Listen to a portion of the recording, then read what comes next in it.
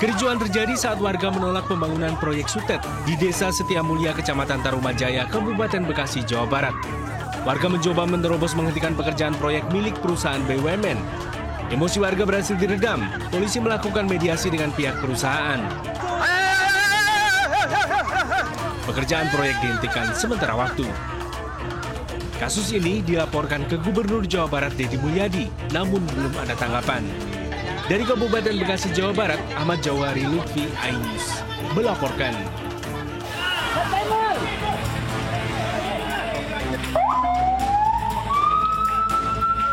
Ledakan terjadi saat kebakaran meledoskan gudang penimbunan BBM ilegal di Bonjo Baru, Bukit Tinggi, Sumatera Barat. Khawatir api merembet, warga nekat memanjat atap bangunan di sebelah gudang. Gudang terbakar akibat kelalaian pekerja gudang. Kerugian 2 miliar rupiah pemilik gudang diperiksa polisi. Dari Bukit Tinggi, Sumatera Barat, Wahyu Sikumbang melaporkan.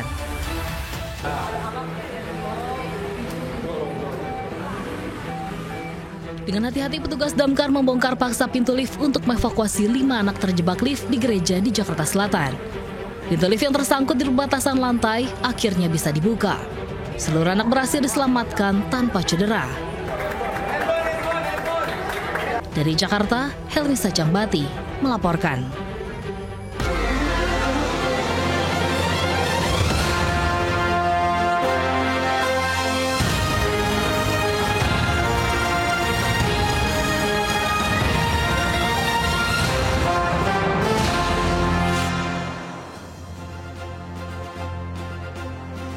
Halo pemirsa, saya Oiki Adrian, inilah seputar iNews Siang. Pemirsa, Dian Sandi, pengunggah ijazah Jokowi, mengaku siap membela Jokowi dalam kasus tudingan ijazah palsu.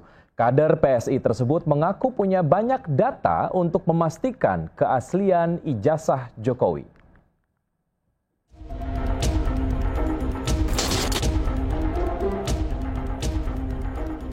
Polemik keaslian ijazah Jokowi terus bergulir.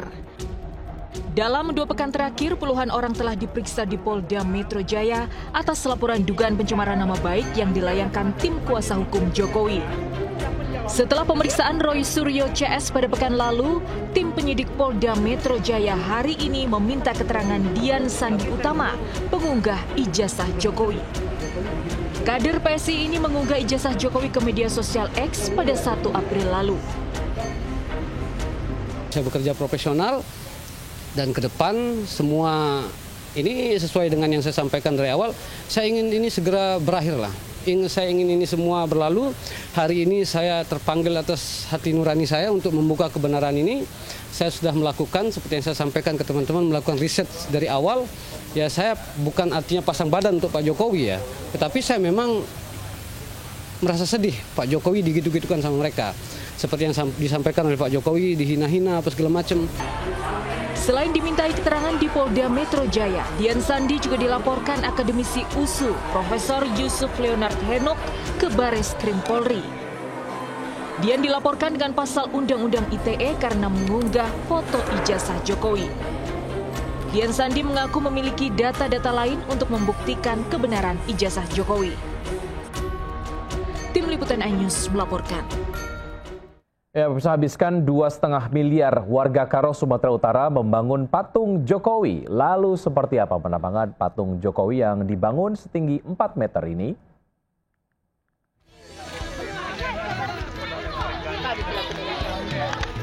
Di atas lahan 2 hektar, patung Presiden ke-7 Joko Widodo berdiri. Patung Jokowi tangan kirinya memegang jeru, sementara tangan kanan mengepal ke atas. Warga Liang Melas pada 3 Desember 2021 pernah mengirimkan 1 truk jeruk ke Istana Presiden sebagai bentuk protes jalan tak kunjung dibangun. Patung setinggi 4 meter dibangun warga Karo, Sumatera Utara dengan biaya 2,5 miliar rupiah. Ini kita harapkan menjadi tempat agrowisata, tujuan wisata. Jadi kita akan bangun di sini UMKM.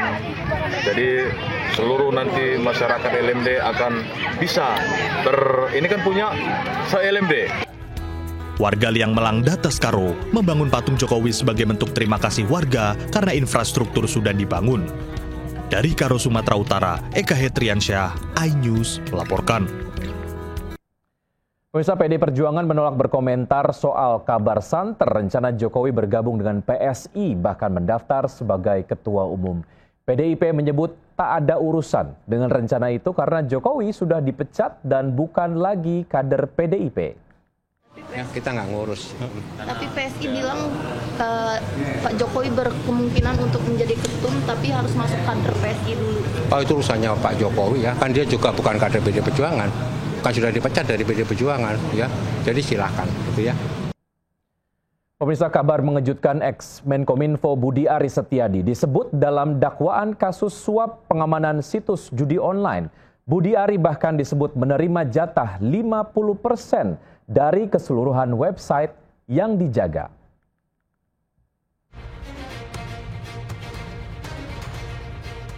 Mantan Menkominfo Budi Aris Setiadi terseret kasus pengamanan judi online dengan terdakwa Zulkarnain Apriliantoni. Dalam dakwaan yang dibacakan jaksa di Pengadilan Negeri Jakarta Selatan Rabu pekan lalu, Budi Ari yang juga Ketua Umum Projo itu disebut menerima jatah 50% dari tiap website yang diamankan dengan tarif 8 juta per website. Meski demikian, jaksa tidak menjelaskan detail bagaimana proses Budi Ari bisa mendapatkan komisi dari praktik ilegal tersebut. Sementara itu, dalam keterangannya, DPP Projo pasang badan membela Budi Ari. Sekjen DPP Projo Handoko meminta publik menghentikan framing jahat terhadap Budi Ari. Ia menyebut Budi Ari tidak tahu menahu soal pembagian uang suap, apalagi menerima uang tersebut. Tim Liputan iNews melaporkan. Keinformasi lain, pemirsa, tangis haru orang tua mengiringi kelulusan 39 siswa SMP bermasalah usai 18 hari mengikuti pendidikan di Resimen Armet 1 Stirayuda. Ke-39 siswa SMP bermasalah ini dikembalikan kepada orang tuanya.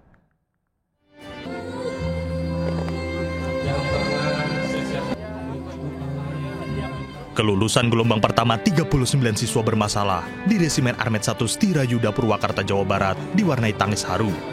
Orang tua kembali dipertemukan dengan anak mereka setelah 18 hari menjalani pembinaan di barak militer. 39 siswa memperlihatkan kemahiran baris berbaris, meneriakan yel-yel ala militer. Ini alhamdulillah cucu saya mudah-mudahan bisa berubah segala bisa jadi soleh gitu. Baru ini apa namanya? Lebih bertanggung jawab, terus lebih disiplin lagi untuk kedepannya, mudah-mudahan lebih baik lagi. 2 pekan di rumah, siswa akan dikumpulkan untuk pemeriksaan perilaku. Mereka mendapat pembekalan berkala 1 kali dalam seminggu selama 6 bulan. Anak-anak remaja secara psikologi kan pasti kangen sama orang tuanya dan mereka harus kembali ke orang tuanya. Setelah itu nanti selama 6 bulan, berarti 5 bulan ke depan ada mentoring. Misalnya nanti saya nggak tahu programnya apakah sebulan 2 kali atau seminggu sekali. Siswa bermasalah dikirim ke barak militer untuk memperkuat pembentukan karakter dan pendisiplinan. Dari Purwakarta, Jawa Barat, Irwan melaporkan. Ya, pro kontra pembinaan anak bermasalah ke barak militer terus bergulir. Lalu sebenarnya apa yang diajarkan para tentara kepada anak bermasalah? Nadia Valeri berkesempatan ikut langsung kegiatan pembinaan anak bermasalah di Batalion Armet 1 Kostrat Purwakarta, Jawa Barat. Berikut liputannya. Siswa baru mau Siswa nitip baru dari ikut latihan ikut latihan PBB. Nah, ini pembinanya. Mulai dari sini siapnya. Siap. Gini ya? Iya, nggak boleh senyum.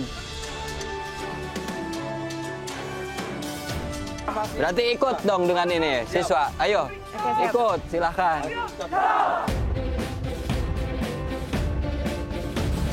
Selamat siang adik-adik, apa kabar? Gimana pendidikan di sini? Tetap semangat? Tapi jangan lupa apa-apa yang udah diberikan pelatihan selama di sini, supaya kedepannya kalian bisa jadi lebih bertanggung jawab terhadap kehidupan kalian, udah harus lebih bisa mengatur emosi masing-masing. Tetap semangat. Gubernur Jawa Barat Deddy Mulyadi akan memberlakukan jam malam pada pelajar di waktu sekolah. Hal ini dilakukan demi mengurangi tindakan yang merusak perilaku pelajar. Di jam-jam tertentu mungkin saya akan memberlakukan pada hari-hari belajar itu tidak boleh lagi nongkrong di atas jam 8 misalnya. Karena kan mereka harus di rumah. Karena ketika di luar itu godaannya terlalu banyak sehingga Hari ini saya juga bersyukur di berbagai tempat mengalami penurunan, anak-anak mulai bersekolah dengan baik, tawuran mulai menurun, kemudian juga anak-anak sudah senang berjalan kaki. Ini kan sebuah sinyal bahwa seluruh kebijakan akan berjalan manakala dilakukan secara serius. Universitas Padjadjaran mengaku program pendidikan spesialis Fakultas Kedokteran Unpad pernah dijuluki predikat negatif sebagai pusat bullying nasional. Namun Unpad menyatakan pihaknya tak tinggal diam. Belasan dokter, dosen, dan konsulen diganjar skors, 3 diantaranya dipecat.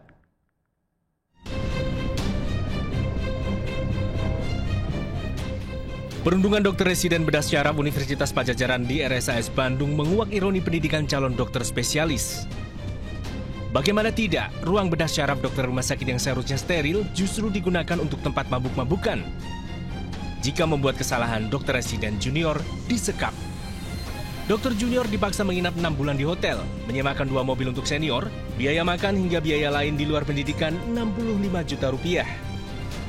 Bahkan seluruh dokter residen junior perempuan mendapat panggilan tidak senonoh dan wajib menyetor uang kas 50 juta rupiah serta uang hiburan 10 juta rupiah. Horor perundungan membuat banyak dokter residen depresi, bahkan ada yang memilih mundur. Sementara itu, Fakultas Kedokteran Universitas Padjadjaran tidak membantah fakta-fakta perundungan yang terjadi pada 2024 lalu.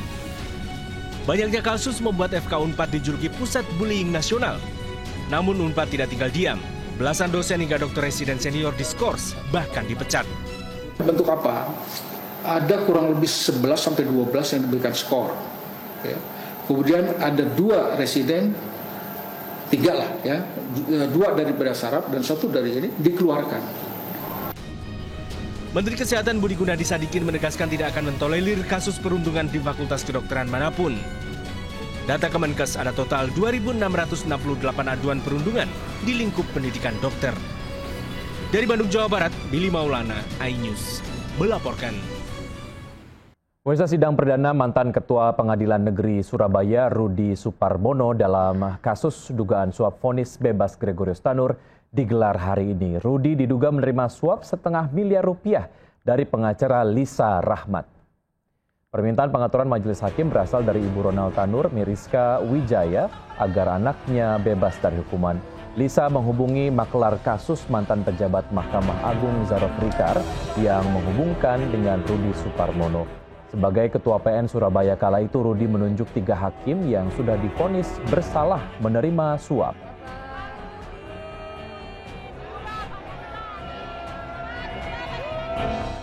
Ya, bersama untuk informasi terkini sudah ada Galuh Pandu di Pengadilan Tipikor Jakarta. Galuh, bagaimana jalannya sidang mantan Ketua PN Surabaya Rudi Suparmono sejauh ini?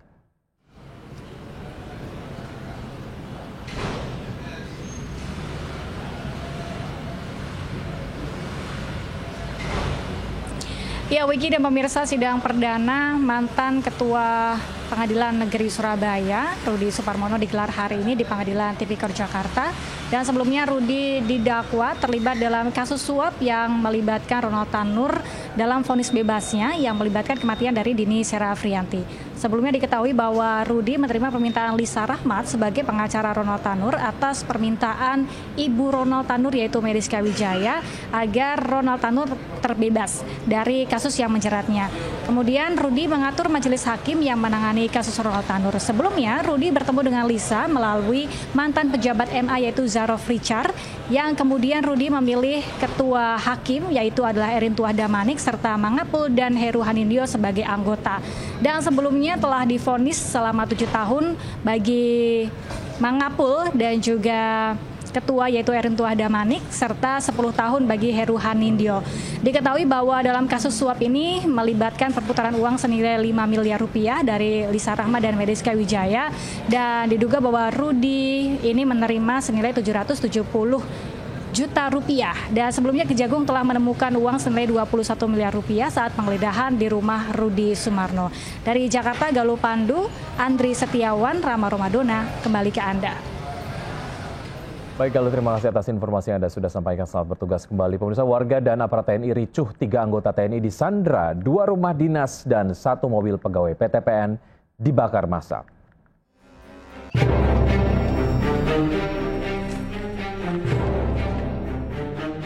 Aparat dan warga Gunung Ijen, Desa Kaligedang, Bondowoso, ricuh dengan aparat TNI. 3 anggota TNI sempat disandra warga, 1 diantaranya terluka. 2 rumah dinas milik asisten PTPN 12 dan 1 mobil pegawai dibakar warga. Sejumlah pohon bahkan ditebang dan diletakkan melintang di jalan, membuat akses sempat tertutup. Kericuhan bermula saat aparat menegur warga yang membangun pos kamling di kawasan PTPN. Perselisihan mungkin ya istilahnya salah paham antara pihak TNI ataupun warga karena memang posisi terbawa emosi sehingga salah paham cekcok sampai mungkin ya kalau bila dikatakan ya sampai terjadi kelahi. Akibat insiden, PTPN 12 Belawan rugi hingga 700 juta rupiah. Meliputi 2 unit rumah dinas asisten upgrade, ada di Kaligedang 1, ada di Kalisengon 1, terus kemudian 1 unit kantor afdeling ada di Kaligedang dan 1 unit mobil pribadi milik asisten afdeling. Saat ini kondisi di lokasi sudah kondusif dan warga sudah beraktivitas normal. Dari Bondowoso, Jawa Timur, Rizky Amirul Ahmad, iNews melaporkan. Kita ke informasi lain, pemirsa, diguyur hujan 2 jam. Tebing di Desa Nagrek Kendan, Kabupaten Bandung, longsor. 3 warga luka-luka dibawa ke rumah sakit.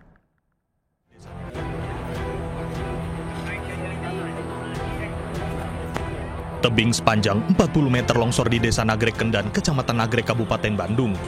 Longsor terjadi usai kawasan Nagrek diguyur hujan lebat selama 2 jam. 6 rumah warga dan kantor Desa Nagrek Kendan rusak. 1 rumah nyaris rata dengan tanah, 1 mobil rusak parah. 3 warga tertimpa material longsor dilarikan ke RSUD Cicalengka. Warga mengaku mendengar suara gemuruh sebelum longsor. Hujan paling 2 jaman ya. Jadi selesai hujan paling setengah jam atau 1 jam. Kejadian longsor. Sebelumnya ada suara gemuruh atau kayak gimana? Warga diminta lebih waspada karena cuaca buruk masih terjadi di Kabupaten Bandung. Dari Bandung, Jawa Barat, Yuan Pangestu melaporkan. Sementara di Karawang, Jawa Barat, pemirsa, banjir masih merendam hingga ketinggian 2 meter. Akibatnya aktivitas warga lumpuh.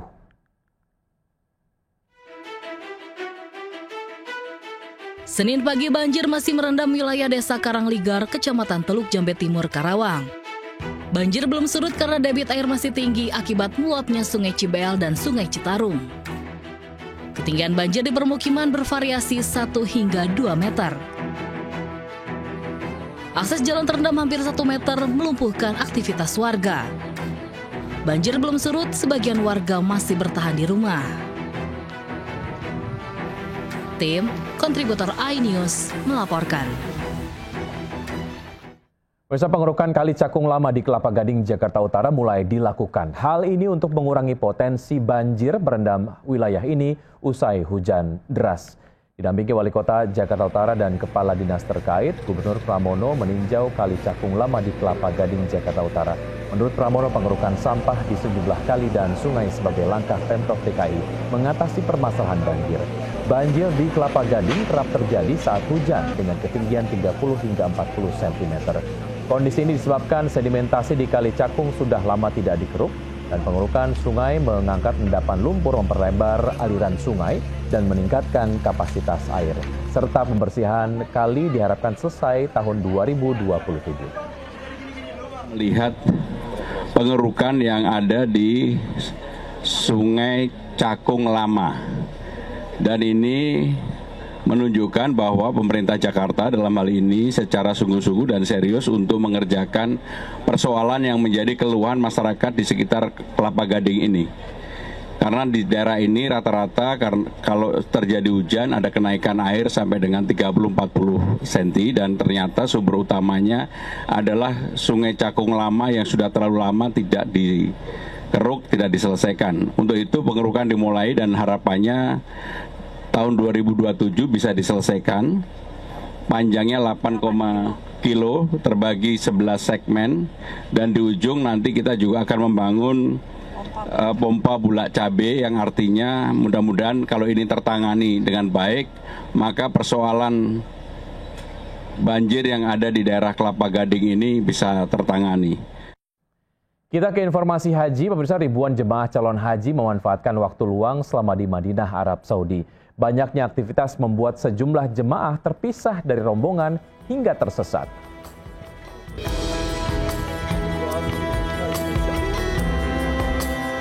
Ribuan jamaah calon haji berkumpul di Masjid Nabawi yang menjadi titik pusat ibadah fardu maupun sunnah. Banyaknya jemaah dan aktivitas membuat Syafi'i, salah satu jemaah calon haji asal Indonesia, tersesat. Lansia asal Bondowoso, Jawa Timur ini kebingungan saat tersesat setelah terpisah dari rombongannya. Padahal ia sudah berada di Masjid Nabawi sejak pukul 9 pagi hingga pukul 4 sore.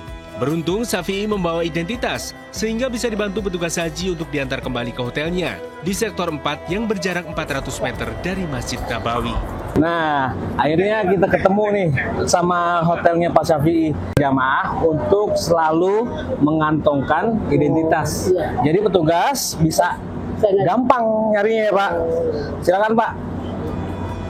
Dari Madinah, Arab Saudi, Gigi Irfan, iNews melaporkan. Pemirsa, salah satu jemaah haji tertua di Indonesia, Nenek Sumbu, telah tiba di Jeddah, Arab Saudi. Nenek Sumbu berusia 109 tahun, asal Kebumen, Jawa Tengah.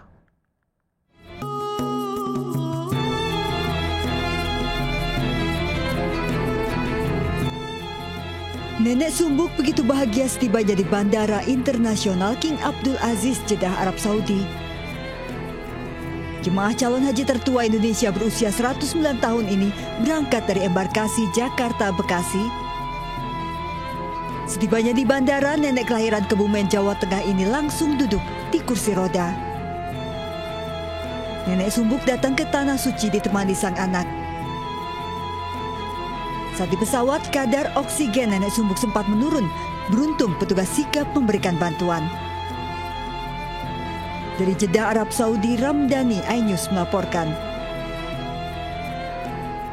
Pemirsa, perhatian terhadap jemaah lanjut usia menjadi prioritas utama. Petugas haji bekerja tanpa lelah memberikan pelayanan ekstra bagi para jemaah lansia, bahkan hingga memandikan dan menyuapi mereka.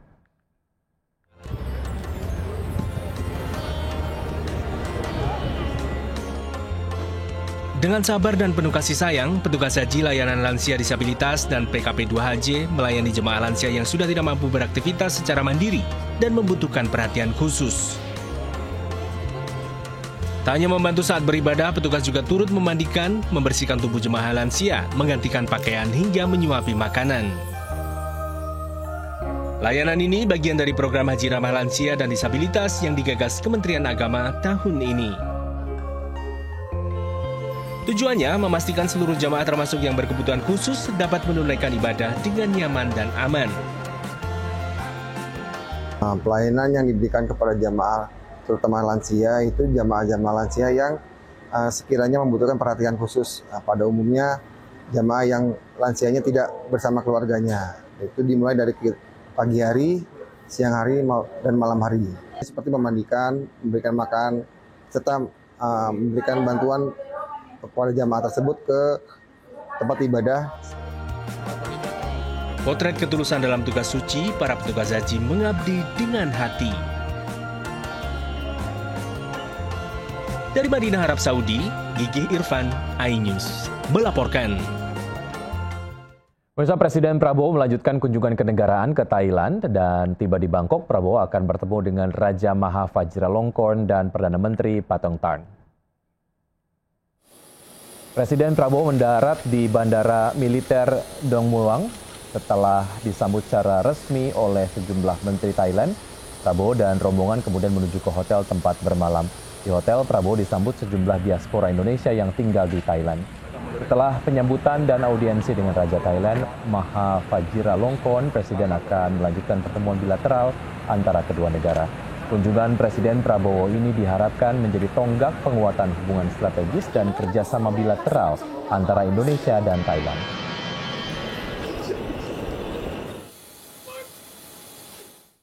Pemirsa, tiket laga kualifikasi Piala Dunia Timnas Indonesia melawan China 5 Juni mendatang telah habis terjual. Namun PSSI memastikan masih tersedia tiket 20% lagi yang akan dijual besok. PSSI memastikan tiket laga Timnas Indonesia dalam putaran ketiga kualifikasi Piala Dunia 2026 melawan China 5 Juni mendatang masih tersedia. Tahap pertama pada Kamis 15 Mei 80% tiket telah terjual habis hanya dalam 5 jam untuk pertandingan ke-9 yang akan digelar di Stadion GBK. PSSI melalui anggota Komite Eksekutif Exco Arya Sinulinga menyebut tiket masih tersedia 20% dan akan dijual pada hari Senin. Penjualan tiket tersisa akan kembali digelar secara online. Pastikan Anda yang akan membeli telah terdaftar di Garuda ID.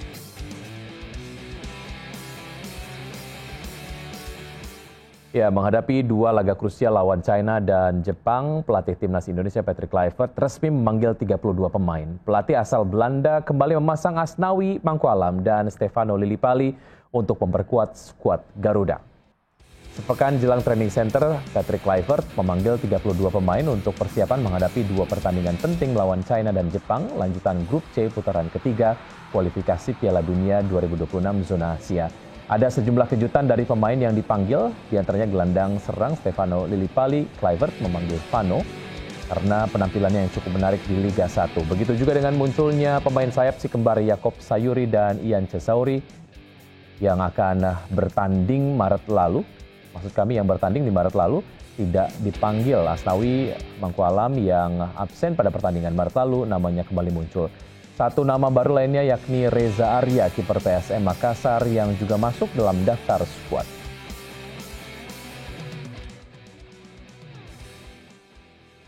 Ya, pemirsa, kondisi RTH Kalijodo Jakarta Utara semakin memprihatinkan. Fasilitas banyak yang rusak dan membahayakan pengunjung. Gubernur Jakarta Pramono Anung menyebut revitalisasi harus segera dilakukan. Ada Jessica Wineto di RTH Kalijodo. Jessica, seperti apa kerusakan di sana?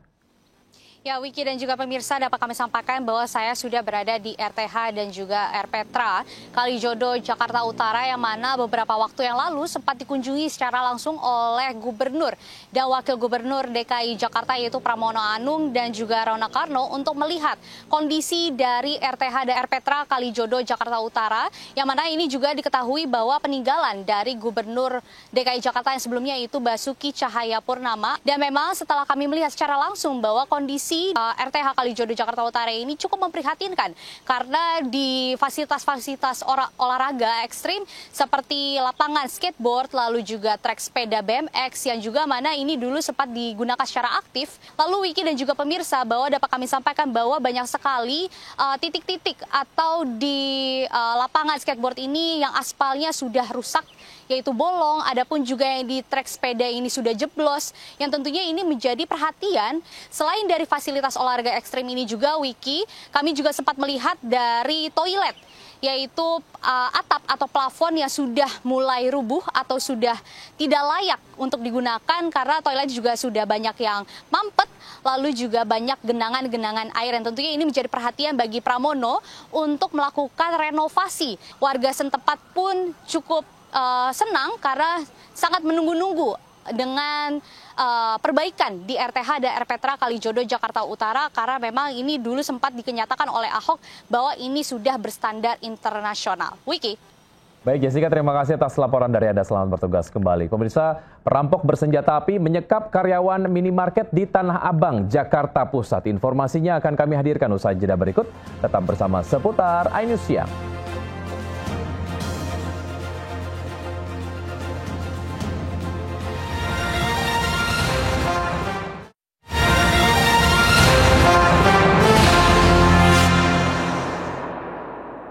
Terima kasih Anda masih bergabung bersama kami. Pemirsa, perampok bersenjata api menyekap karyawan minimarket di Tanah Abang, Jakarta Pusat. Pelaku gasak seluruh uang di meja kasir.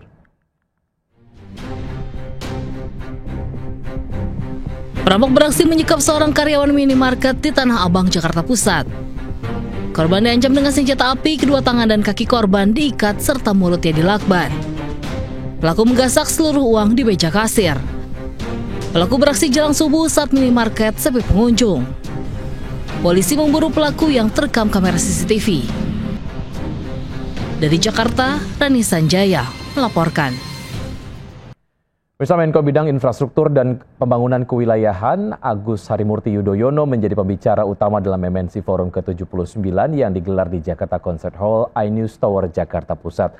Dalam forum kali ini, AHY menyoroti pentingnya pembangunan infrastruktur di berbagai sektor, termasuk di industri media, menuju Indonesia Emas tahun 2045.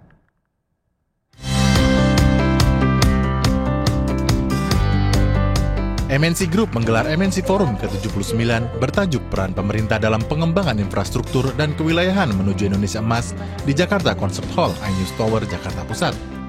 Forum ini menghadirkan Menteri Koordinator Bidang Infrastruktur dan Pembangunan Kewilayahan Agus Harimurti Yudhoyono sebagai pemateri utama. AHY menyoroti pentingnya pembangunan infrastruktur di semua lini, termasuk di sektor media, untuk menuju Indonesia Emas seperti yang dicanangkan Presiden Prabowo Subianto.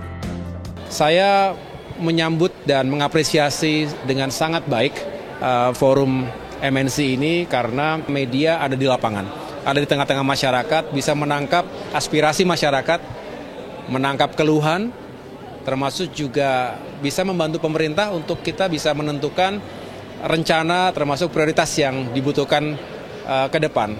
Paparan yang komprehensif tersebut juga turut diapresiasi Eksekutif Chairman MNC Group Haritanu Sudibyo dan Co-CEO MNC Group Angela Tanusudibyo karena berkorelasi dengan industri media di masa kini.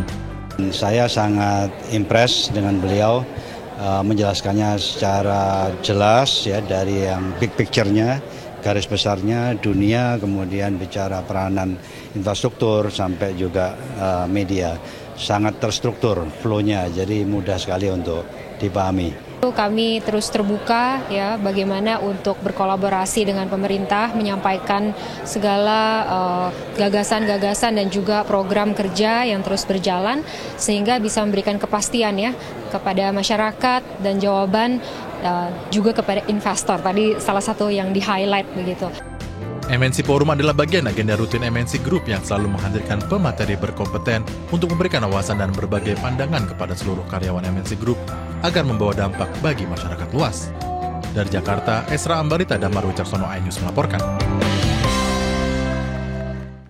Pemirsa, seorang mantri di Cianjur, Jawa Barat tega menganiaya balita saat sedang disunat. Berita ini menutup jumpa kita siang hari ini. Saya Wiki Adrian bersama tim yang bertugas undur diri. Tetap semangat dan sampai jumpa.